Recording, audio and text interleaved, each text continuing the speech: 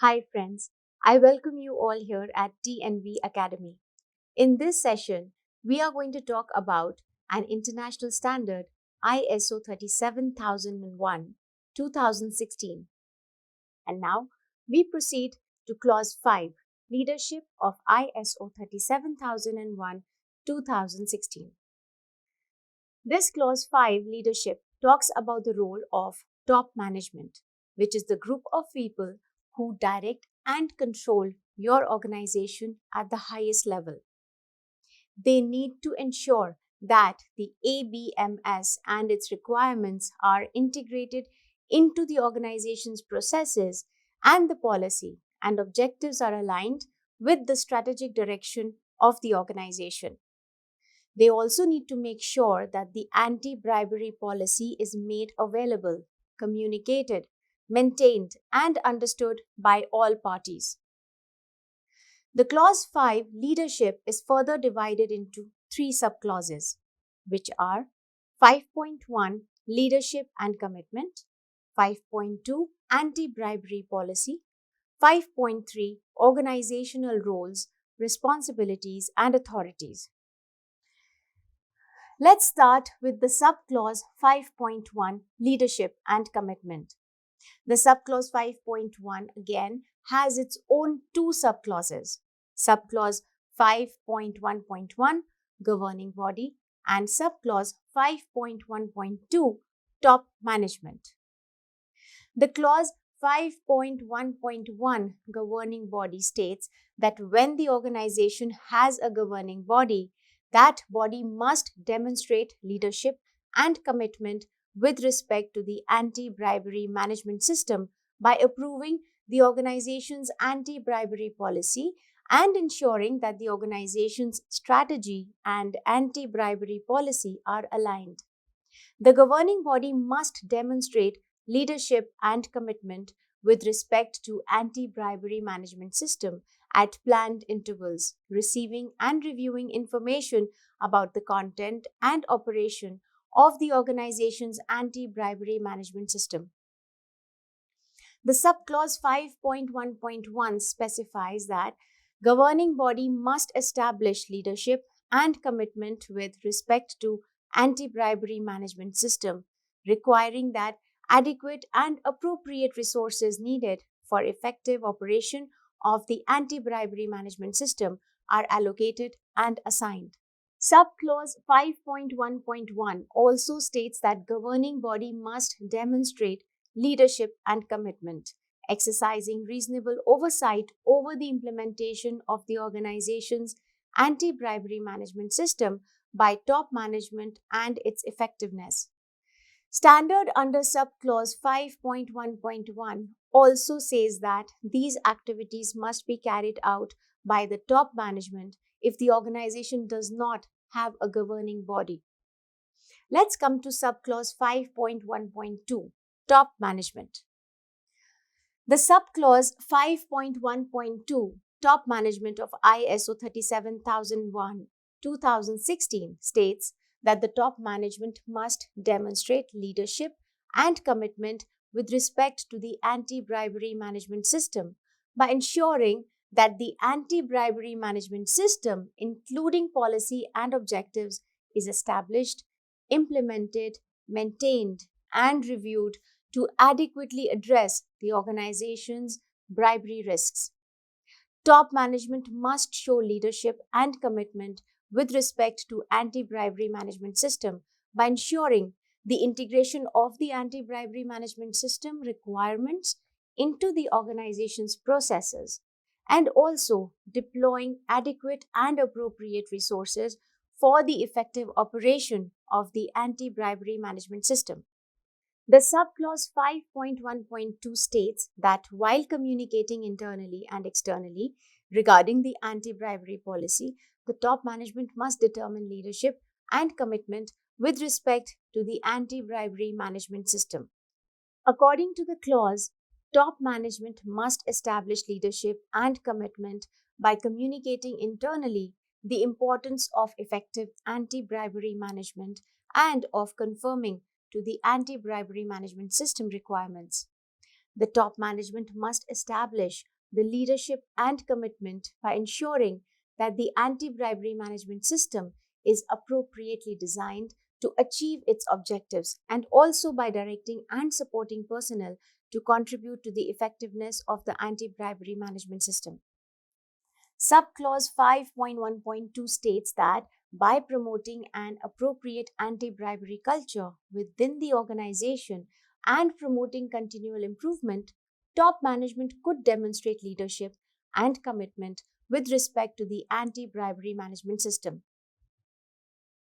The clause 5.1.2 also specifies that it's responsibility of top management to determine leadership and commitment by supporting other relevant management roles to demonstrate their leadership in preventing and detecting bribery as it applies to their areas of responsibility.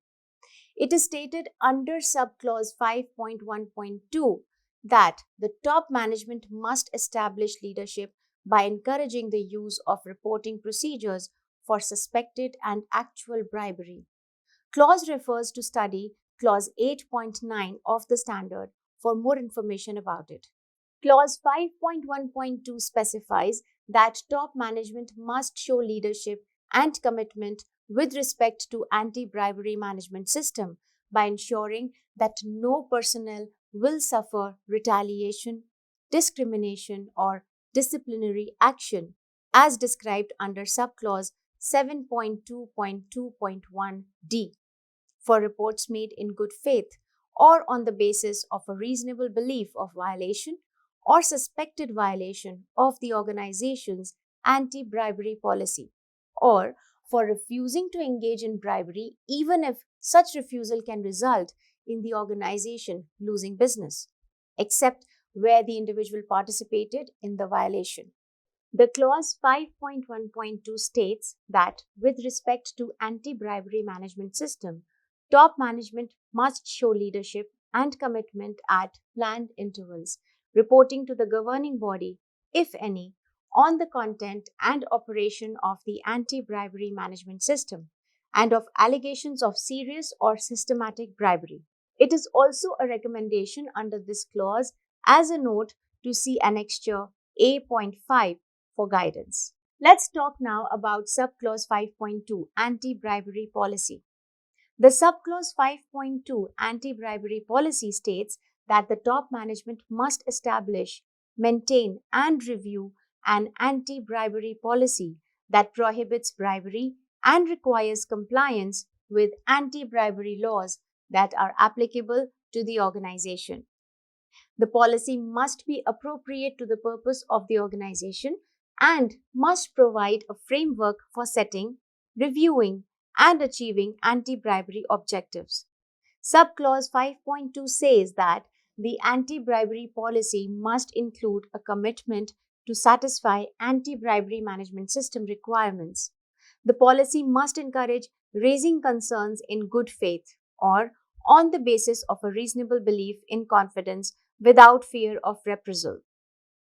As per clause, anti-bribery policy must contain a commitment to continual improvement of the anti-bribery management system and must be comprehensive to explain the authority and independence of the anti-bribery compliance function.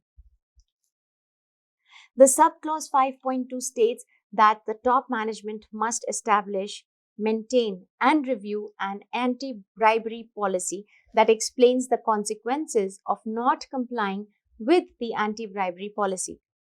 The anti-bribery policy must be available as documented information and must be communicated in appropriate languages within the organization and to business associates who pose more than a low risk of bribery. As per clause 5.2 of ISO 37001-2016, the anti-bribery policy must be available to relevant stakeholders as appropriate. Let's come to the subclause 5.3 Organizational Roles, Responsibilities, and Authorities. The subclause 5.3 has further three subclauses. These are 5.3.1 Roles and Responsibilities, 5.3.2 Anti-Bribery Compliance Function. 5.3.3 Delegated Decision Making. Let me begin with Subclause 5.3.1 Roles and Responsibilities.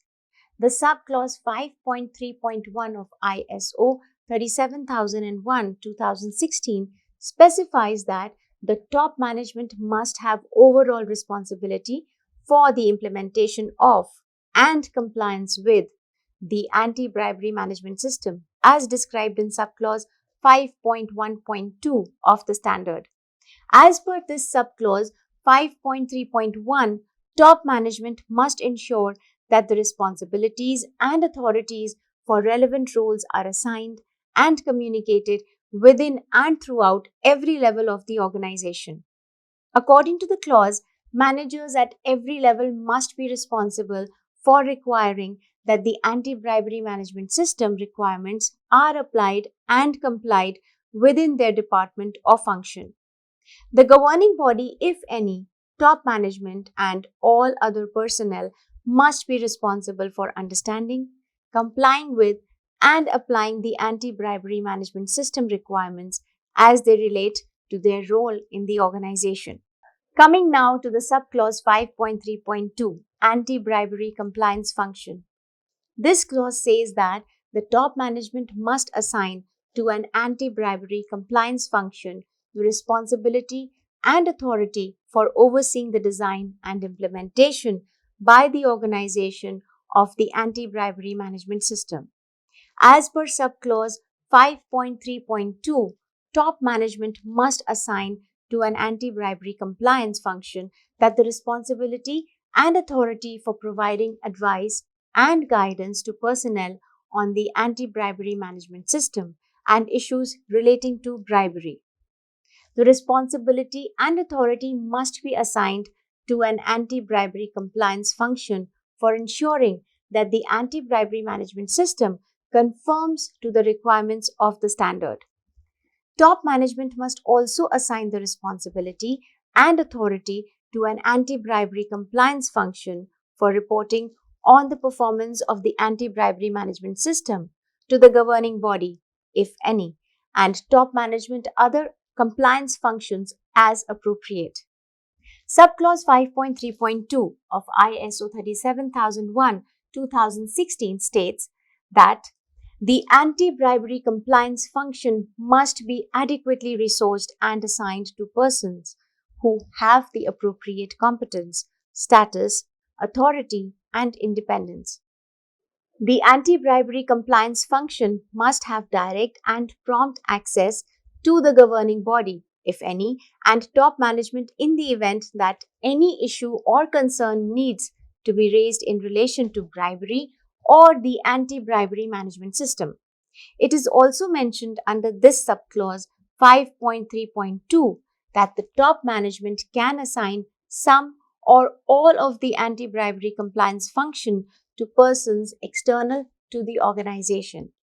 If it does, top management shall ensure that specific personnel have responsibility for and authority over those externally assigned parts of the function. At the end of subclause 5.3.2, standard stresses on a note to refer the annexure A.6 for guidance. Let us discuss the last subclause 5.3.3 of ISO 37001-2016, Delegated Decision Making. This clause 5.3.3 simply states that where top management delegates to personnel the authority for the making of decisions in relation to which there is more than a low risk of bribery, the organization must establish and maintain a decision-making process or set of controls which requires that the decision process and the level of authority of the decision makers are appropriate and free of actual or potential conflicts of interest. The top management of the organization must ensure that these processes are reviewed periodically as part of its role and responsibility for implementation of and compliance with the anti-bribery management system outlined in subclause 5.3.1. This subclause 5.3.3 also states that delegation of decision making does not exempt top management or the governing body, if any, of their duties and responsibilities as described in subclause 5.1.1, 5.1.2, and 5.3.1, nor does it necessarily transfer to the delegated personnel potential legal responsibilities. Friends, this was all about Clause 5, Leadership and Commitment of ISO 37001 2016 Anti-Bribery Management System. I sincerely thank you for all your interest and attention. Thanks and best wishes.